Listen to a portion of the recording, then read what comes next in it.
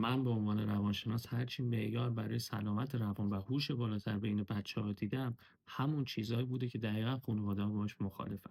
از این طرف مشخص شد بچه‌ای که پر سر و صداست، فعالیت بیشتری داره، معمولا بچه‌ای که سلامت روانش بیشتره و بهتر میتونه در زندگی عمل کنه. ولی از اون وقت خانواده‌ها بچه‌ای رو خوب میدونن که دقیقا نشونه بچه افسرده است. یه گوشه بشینه، کز کنه، هیچ کاری نکنه، به هیچی دست نزنه و اصلا اینا وجود نداره. از این طرف بچه‌ای که دلش میخواد با دوستانش وقت بگذرونه، بره توی اجتماع، کیف کنه، لذت ببره، بچه‌ای که روانش سالم‌تره، بچه‌ای که هوش اجتماعی بالاتری داره. از اون وقت خانواده‌ها دوست دارن که بچه جز خودشون با هیچکی وقت نگذرونه.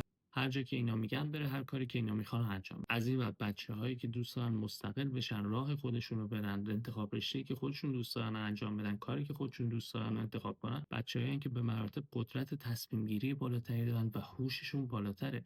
از این ور خانواده دوست دارن بچه وابسته باشه، هیچ قدرت و تفکر و استقلال فکری نداشته باشه و هر چی که اینا میگن رو انجام بده. خلاصه اینکه والدین عزیز، بچه‌های شما ممکنه پر از استعداد و توانایی باشن و شما نه تنها که حمایتشون نمی‌کنی، بخواید چوب لای چرخشون بذاری و اونها رو دچار مشکلاتی کنید. هوای بچه‌هاتون رو بیشتر از همیشه داشته باشید.